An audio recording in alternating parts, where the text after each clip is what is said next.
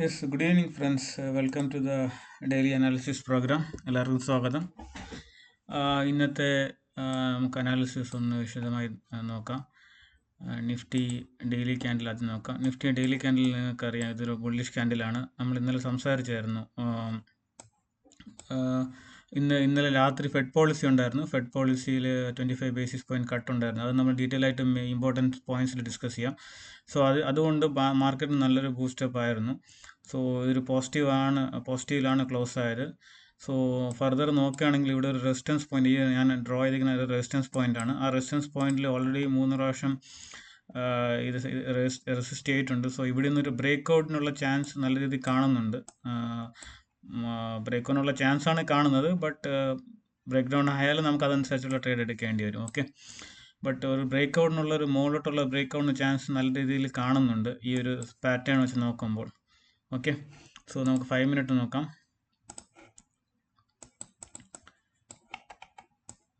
ഫസ്റ്റിൽ 5 മിനിറ്റിൽ ഒരു ഡോജി ക്യാൻഡിലായിരുന്നു, പിന്നെ ഒരു കണ്ടിന്യൂസ് 2 ബുള്ളിഷ് ക്യാൻഡിൽ. ഞാൻ ഇവിടെ ഒരു സപ്പോർട്ട് ക്യാൻഡിൽ ഉണ്ടായിരുന്നു, ഗ്രീൻ ക്യാൻഡിൽ ഉണ്ടായി, ഞാൻ അതിന് ട്രേഡ് എടുക്കുമായിരുന്നു. ബട്ട് ഇത് ബ്രേക്ക് ഡൗൺ ആയതുകൊണ്ട് ഞാൻ ഈ ഒരു ബ്രേക്ക് ഡൗൺ സോണും താഴോട്ട് വന്നായിരുന്നു. സോ ഞാൻ ഇവിടെ നിന്നൊരു സെല്ലിംഗ് ട്രേഡ് എടുത്തായിരുന്നു. ഷോർട്ട് ചെയ്തു. ബട്ട് ഷോർട്ട് ചെയ്തിട്ട് ഈ ഒരു അല്പം താഴോട്ട് വന്നിട്ടുണ്ടായിരുന്നു പ്രോഫിറ്റ്. ബട്ട് അവിടെ നിന്നൊരു തിരിച്ച് റിവേഴ്സലാണ്. ഈ ഒരു ക്യാൻഡിൽ നിന്നപ്പോൾ ഞാൻ ക്ലോസ് ചെയ്തില്ല. ബട്ട് ഇവിടെ നിന്നൊരു ഡബ്ല്യു പാറ്റേൺ ഫോമായി ഈ ഒരു ക്യാൻഡിൽ ഒരു ബുള്ളിഷ് എൻഗൾഫിംഗ് ക്യാൻഡിൽ വന്നപ്പോൾ എനിക്ക് മനസ്സിലായി ഇത് റിവേഴ്സലിനുള്ള ഇതാണ്, മൂവ്മെൻ്റ് ആണെന്ന് മനസ്സിലായി. സോ ഞാൻ ഇവിടെ നിന്ന് തന്നെ കട്ട് ചെയ്തു. സ്റ്റോപ്പ് ലോസ് വലുതായിരുന്നു. സോ അത്രയും സ്റ്റോപ്പ് ലോസ് വയ്ക്കാറില്ല. ഞാൻ ഇതിൻ്റെ മിഡിൽ വെച്ചാണ് സ്റ്റോപ്പ് ലോസ് വെച്ചിരുന്നത്. ഞാൻ ഇവിടെ നിന്ന് കട്ട് ചെയ്ത് ഞാൻ ഇമ്മീഡിയറ്റ് റിവേഴ്സ് ട്രേഡ് എടുത്തിട്ടുണ്ടായിരുന്നു. സോ പി ഷോർട്ട് ചെയ്തിട്ടുണ്ടായിരുന്നു. സോ പി മുകളിലോട്ട് പോയി. ഓക്കെ, സോ അതായിരുന്നു ഇന്നത്തെ ട്രേഡിംഗ് സ്ട്രാറ്റജി. ഞാൻ എപ്പോഴും പറയുന്ന പോലെ നമുക്ക് ഓൾവേസ് 2 പ്ലാൻ വേണം. നമ്മൾ ഫസ്റ്റ് സ്ട്രാറ്റജി ഇവിടെ നിന്ന് എടുക്കുമ്പോഴും, എനിക്ക് ഇവിടെ നിന്ന് ട്രേഡ് എടുക്കുമ്പോഴും എൻ്റെ മനസ്സ് ഓൾറെഡി ഉണ്ടായിരുന്നു, ഇവിടെ നിന്ന് ഒരു റിവേഴ്സൽ ഉണ്ടെങ്കിൽ ഞാൻ ഓൾറെഡി ഇവിടെ ട്രേഡ് എടുക്കുന്നത്. ബട്ട് ഞാൻ ഇവിടെ നിന്ന് റിവേഴ്സൽ എക്സ്പെക്ട് ചെയ്യില്ല. കാരണം ഈ ലോയിൻ്റെ താഴെ ക്ലോസ് ചെയ്തിട്ട് താഴോട്ടും പോയിട്ടുണ്ടായിരുന്നു. ഞാൻ താഴെ ഒരു 500 റേഞ്ചിൽ നല്ലൊരു മൂവ്മെൻറ്റ് താഴോട്ട് എക്സ്പെക്ട് ചെയ്തിരുന്നു. ബട്ട് ഇമ്മീഡിയറ്റ് ആയിട്ട് ഒരു റിവേഴ്സൽ ഫോമായിട്ട് ഈ 2 ക്യാൻഡിൽ, ഈ ഒരു ഫസ്റ്റ് ക്യാൻഡിൽ ഗ്രീൻ ക്യാൻഡിൽ, പിന്നെ ഈ ഒരു ക്യാൻഡിൽ, ഈ 2 ക്യാൻഡിൽ ഫോം ആയപ്പോൾ ഇതൊരു എൻഗൾഫിംഗ് ആയിരുന്നു, ഇതൊരു എൻഗൾഫിംഗ് ആയിരുന്നു. ഇത് 2 ഫോം ആയപ്പോൾ എനിക്ക് ഓൾമോസ്റ്റ് മനസ്സിലായി ഇവിടെ നിന്നൊരു ഷാർപ്പ് റിവേഴ്സലിനുള്ള ചാൻസ് ഉണ്ട്. അത് കഴിഞ്ഞ് കണ്ടിന്യൂസ് ഷാർപ്പായിട്ടുള്ള റിവേഴ്സൽ ഉണ്ടായിരുന്നു. ഇവിടെ കൺസോളിഡേറ്റ് ചെയ്തിട്ട് ചെറിയൊരു ഫുൾ ബാക്ക് വന്നിട്ട് പിന്നെ മുകളിലോട്ട് തന്നെയാണ് പോയത്. സോ ഈ ഒരു റെസിസ്റ്റൻസ് പോയിന്റാണ് ഞാൻ പറയുന്നത്. ഈ ഓൾറെഡി ഇതൊരു 1-2 പ്രാവശ്യം ടച്ച് ചെയ്തിട്ടുണ്ട്. സോ ഇവിടെ ഫ്ലാറ്റ് അല്ലെങ്കിൽ അല്പം ഗ്യാപ് ഡൗൺ ആയിട്ട് ഓപ്പൺ ആയിട്ട് ഇത് ബ്രേക്ക് ചെയ്യുകയാണെങ്കിൽ നമുക്ക് നല്ലൊരു മൂവ്മെൻറ്റ് മുകളിലോട്ട് എക്സ്പെക്ട് ചെയ്യാം. ഓൾമോസ്റ്റ് ഒരു 26-ന് മുകളിലോട്ട് ക്ലോസിംഗ് ഉള്ള രീതിയിൽ എക്സ്പെക്ട് ചെയ്യാം. അതല്ല ഇത് തിരിച്ച് താഴോട്ടാണ് വരികയാണെങ്കിൽ ഈ ഒരു പോയിന്റ് ഇനിയൊരു സപ്പോർട്ടായിട്ട് ആക്ട് ചെയ്യത്തില്ല. സോ ഇവിടെയാണ് വരുന്നുണ്ടെങ്കിൽ ഇവിടെ ഒരു ഫസ്റ്റ് ഞാനൊന്ന് ട്രേഡ് ഇപ്പോൾ ഇവിടെയാണ്, ഈ സോണിലാണ് ഓപ്പൺ ആവണമെങ്കിൽ ഇവിടെ വന്നിട്ട് ചെറിയൊരു പുൾ ബാക്ക് ഉണ്ടാവും, പിന്നെ ഒരു താഴോട്ടുള്ള ഇങ്ങനൊരു മൊമെൻറ്റം എക്സ്പെക്ട് ചെയ്യാം ഇവിടെയാണ് ഓപ്പൺ ആവുന്നുണ്ടെങ്കിൽ. അല്ല ഇവിടെയാണ് ഓപ്പൺ ആവുന്നുണ്ടെങ്കിൽ നമുക്കൊരു ഇങ്ങനെ ഒരു മൊമെൻറ്റം എക്സ്പെക്ട് ചെയ്യാം. ഓക്കെ, സോ ഇതൊരു എക്സ്പെക്റ്റേഷൻസ് ആണ്. നാളത്തെ ഞാൻ ആക്ച്വലി ഇത് പറയാറില്ല, എനിക്ക് ട്രേഡ് ഇങ്ങനെ അതേപോലത്തെ ഒരു ട്രേഡ് ഇങ്ങനെ തോന്നിയോണ്ടാണ് പറഞ്ഞത്. നിങ്ങൾ പ്രൈസ് മൂവ്മെന്റ് അനുസരിച്ച് ട്രേഡ് എടുക്കുക. ഇത് റെക്കമെൻഡേഷൻ ഒന്നുമല്ല. നിങ്ങൾക്ക് എങ്ങനെയാണോ പ്രൈസ് മൂവ് ആണ് നിങ്ങളുടെ സ്ട്രാറ്റജി അനുസരിച്ച് ഇതെടുക്കുക. ഈ 2 പോയിന്റ് ക്രൂഷ്യൽ പോയിന്റ് ആണ്. ഇതൊരു സപ്പോർട്ടാണ്, ഇതൊരു റെസിസ്റ്റൻസ് ആണ്. സോ ഇതിൻ്റെ ഇടയിൽ സെൻട്രലിലാണ് ഓപ്പൺ ആണെങ്കിൽ പിന്നെ വലിയൊരു മൂവ്മെന്റിന് ചാൻസ് ഉണ്ടല്ലോ. Either should be a gap down or gap up, almost flat. ആ റീജിയനിലാണെങ്കിൽ നല്ലൊരു മൂവ്മെന്റിന് ചാൻസ് ഉണ്ട്. ബാക്കി പ്രൈസ് മൂവ്മെന്റ് അനുസരിച്ച് നിങ്ങൾക്ക് ഡിസൈഡ് ചെയ്യാം. ഓക്കെ, നമുക്ക് ബാങ്ക് നിഫ്റ്റി നോക്കാം.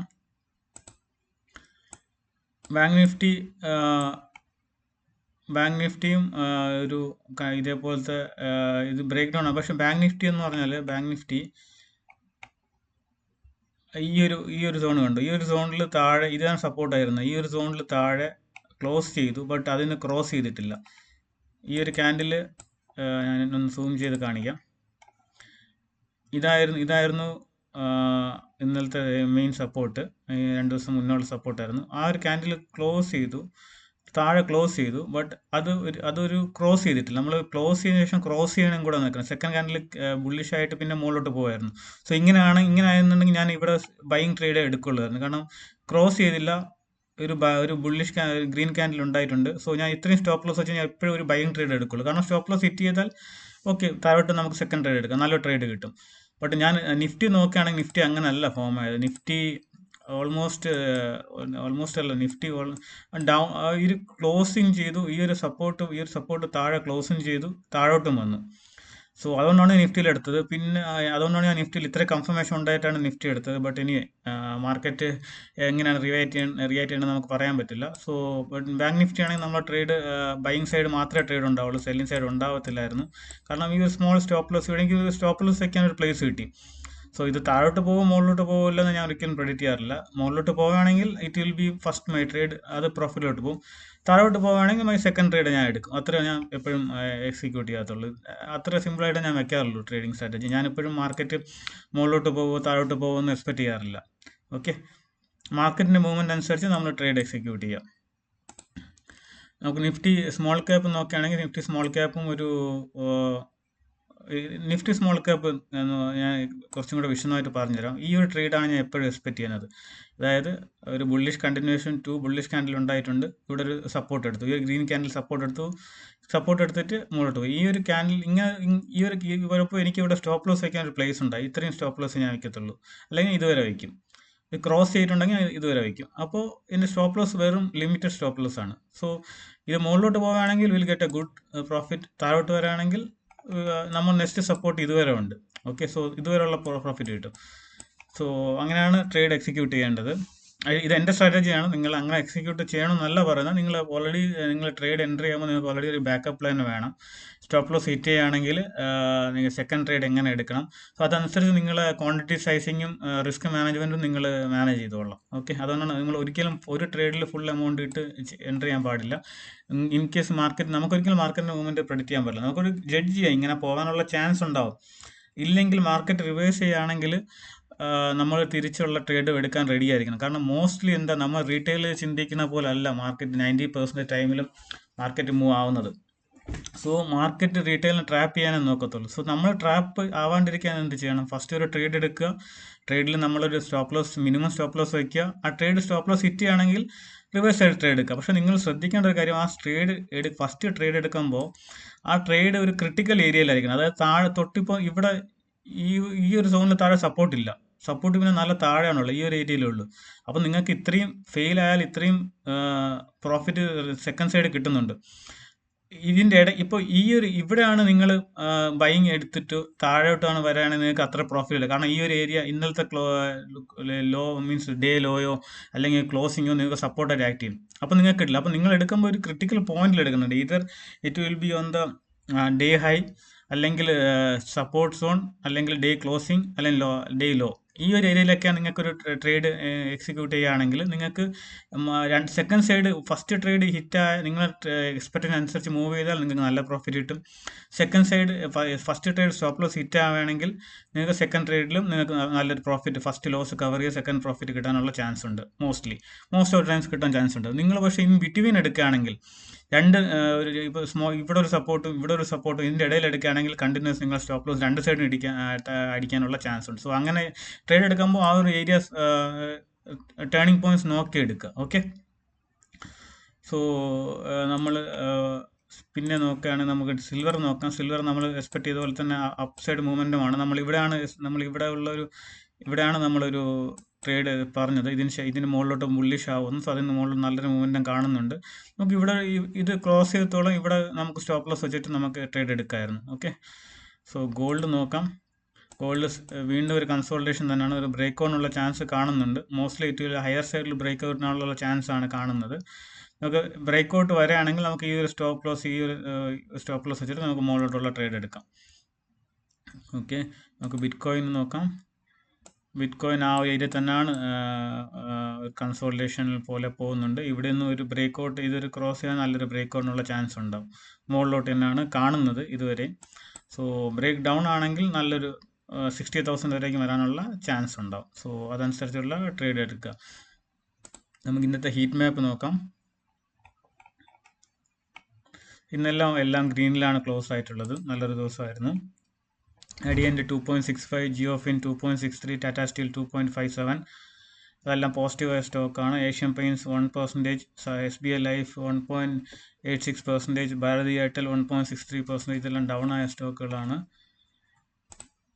നെക്സ്റ്റ് 50-ലാണെങ്കിൽ അദാനി ഗ്രീൻ 3.46, മദർസൺ 3.21, ഡിവിസ് ലാബ് 2.03, ഇതെല്ലാം അപ്പായ സ്റ്റോക്കുകളാണ്. BPCL -1.03, ചോള ഫിനാൻസ് 1.38, എൻട്രിൻ 2.80, ഇതെല്ലാം ഡൗൺ ആയ സ്റ്റോക്കുകളാണ് മെയിൻലി. നമുക്ക് മിഡ് ക്യാപ്പ് നോക്കാം. Premier Energy 5.80, Idea 5.04, Dixon Technologies 4.96, അപ്പായ സ്റ്റോക്കുകളാണ്. SJVN 2.30, Supreme Industries 2.13, Godrej Industries 2.909, ഇതെല്ലാം ഡൗൺ ആയ സ്റ്റോക്കുകളാണ് മെയിൻലി. നമുക്ക് സ്മോൾ ക്യാപ്പും കൂടെ ഒന്ന് നോക്കാം. സ്മോൾ ക്യാപ്പിലാണെങ്കിൽ ഓല ഇലക്ട്രിക് 6.73, നല്ലൊരു മൊമെൻറ്റം ഉണ്ടായിരുന്നു. നാറ്റ്കോ ഫാർമ 5.36, ഇർക്കോൺ 4.75, ഇതെല്ലാം അപ്പായ സ്റ്റോക്കുകളാണ്. DB റിയാലിറ്റി 2.71, ഓൺസോഴ്സ് 3.27, ചോയ്സ് ഇൻഡസ്ട്രീസ് ആണെന്ന് തോന്നുന്നു 3.30, റിലയൻസ് ഇൻഫ്ര 3.80, ഇതെല്ലാം ഡൗൺ ആയ സ്റ്റോക്സ് ആണ്. സോ ഇന്നത്തെ മെയിൻ ന്യൂസ് നോക്കുകയാണെങ്കിൽ ഇന്നലെ ഫെഡ് പോളിസി ഉണ്ടായിരുന്നു, 25 ബേസിസ് പോയിന്റ് കട്ട് ഉണ്ടായി. സോ അത് നമ്മൾ ഓൾറെഡി എക്സ്പെക്ട് ചെയ്തായിരുന്നു, ഞാൻ ഇന്നലത്തെ വീഡിയോയിലും പറഞ്ഞിട്ടുണ്ടായിരുന്നു. സോ അത് മാർക്കറ്റിനൊരു ബൂസ്റ്റ് ആയിരുന്നു. Secondly, India US trade deal mostly by March എൻഡിൽ ആകുമെന്നാണ് പ്രതീക്ഷിക്കുന്നത് എന്ന് നമ്മുടെ chief economic adviser mister Ananth Nageswaran പറഞ്ഞിട്ടുണ്ടായിരുന്നു. മോസ്റ്റ്ലി ബൈ മാർച്ചിൽ ഫൈനലൈസ് ചെയ്യാനുള്ള ചാൻസ് ഉണ്ട്. സോ അങ്ങനെ ഫൈനലൈസ് ചെയ്യുകയാണെങ്കിൽ അത് മാർക്കിന് നല്ലൊരു ബെനിഫിറ്റ് ആയിരിക്കും. കാരണം mainly textile or pharma, electronics, gold, means jewelleries, ആ ഒരു സെഗ്മെൻറ്റിലെല്ലാം നല്ലൊരു ബൂസ്റ്റ് ആയിരിക്കും. കാരണം ഇന്ത്യയും US ആയിട്ട് ഇന്ത്യക്ക് 45 ബില്യൻ്റെ സർപ്ലസ് ആണുള്ളത്. സോ ഇന്ത്യക്ക് ഓൾവേസ് ഒരു ബെനിഫിറ്റ് ആയിരിക്കും ആ ട്രേഡ് ഡീൽ.